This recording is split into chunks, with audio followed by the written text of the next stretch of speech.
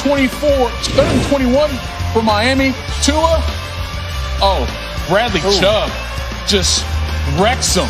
That was the 6th time that Tua had been sacked. And you take a look, left leg gets caught in the turf. That would be the end of his day. Ryan Fitzpatrick would take over. Tua went 11 for 20 before leaving the game, and Dolphins trailing here. Fitzpatrick to Devontae Parker, 21 yards to convert the 3rd and 11. Dolphins now deep in Broncos territory. Fitzpatrick looking for Justin Simmons. No Fitzmagic. Couldn't do it. Justin Simmons there with the interceptions. Dolphins come back late to win it 20-13. Here's Brian Flores on the status of Tua.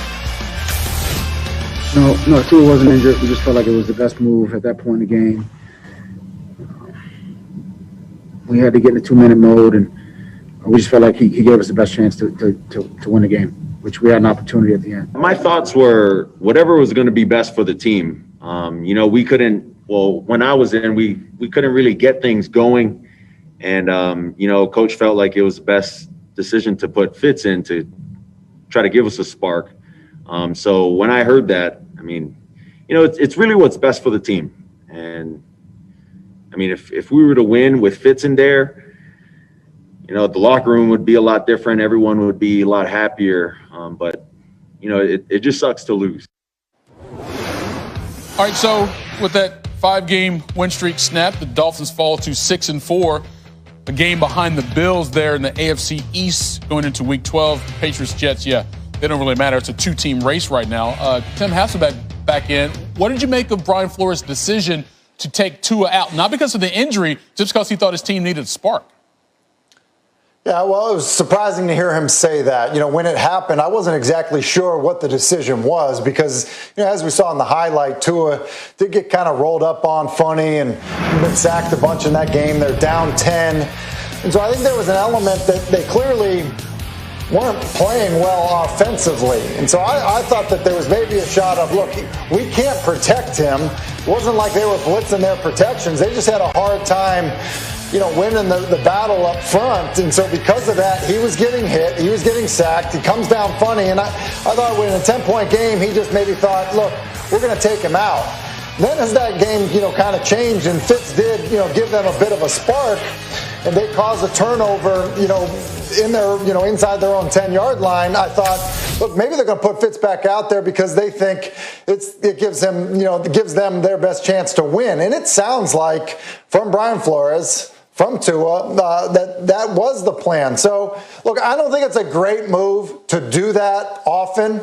I do feel like in this situation, in this football game, it was probably warranted.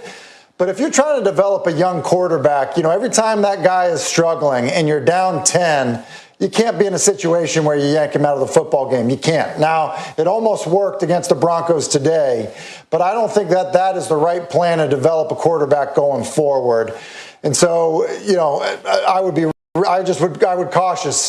really cautious about doing it if that was the plan in those situations in the future.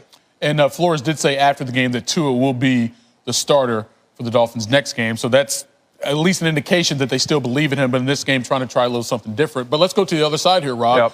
And that Broncos offense, especially the running game. What impressed you most about that today? They ran 160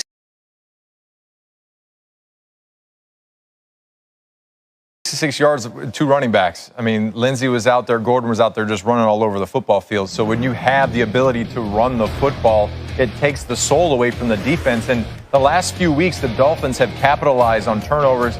Even in this game, interception sets up a score. Last week, interception sets up a score. So their ability to run the football, it sets the tone of the game. You create that time of possession to where you control the narrative. And when you're able to run the football like they had in this football game with success, it takes a little bit of your soul out of you as a defender. I've been there. I know how it feels. It's not a great feeling. The altitude's a little high right there, too, so you're even more winded. And at the end of the day, you can't win a football game giving up almost 200 yards on the ground. Yeah, so we can talk about the quarterback situation, but for the Dolphins defense, allowing that many rushing yards from Denver also played a part in that L. All right, some more action. Got the Jets and the Chargers. New York winless still coming into this game, and Joey Bosa in L.A. Looking to keep it that way. Push-up before the game, really, Rob? That's what we're doing, reflecting on them like that? For the pool push-up. Yeah, right? All right, Justin Herbert. Tim, as you've gotten to see more and more film on him, what's impressing you about this young guy? Well, I think his command of a more complex offense than he ran in college, and clearly the physical tools are all there for Herbert. Had a touchdown pass to Mike Williams, then finds Keenan Allen here on 3rd and goal. And just like that, the Chargers out to a big lead, 31-13. Now, here come the Jets. That's a little bit of a joke. Joe Flacco, Chris Herndon, cuts the lead at 34-26. Again, still looking for that first win. 2 minutes to go. 4th and 9. They can get a touchdown, a 2-point conversion. Oh, is that good defense or is that pass interference? Denzel Mims would probably argue a certain way. Chargers going to win at 34-28. Jets fall to 0-10. And this is the remaining schedule for New York. Dolphins, Raiders at home, back-to-back road games in Seattle and L.A., and then Browns, Patriots. Tim, I'm going to start with you. Do you see a W on this schedule for the Jets? Listen, the chances are real good there, but look, their best shot may be January 3rd at New England, which is crazy to say, but based on what we've seen from New England and the rest of that schedule in front of them there, that might be their best shot. And it's scary to think that, and I quite honestly would not wish all of those losses stacked up against, on top of each other for any football team. It's got to be a miserable experience. All right, Rob, put you on the spot. I can tell you firsthand, I was on a 07 Miami Dolphins team. They were 1-15. Yeah, I was on that team. Right. And I can tell you, when you win that one game, it's like winning the Super Bowl because you do not want to go 0-16. The Jets do not want to go 0-16. So I pray for them that they can get a win at some point moving forward. Maybe the Browns, I don't know. I mean, look. When you're playing on Sunday, you want to win the football game, and you do not want to be on a list. It's a very short list of guys that haven't won a game in a season. You don't want to be on it.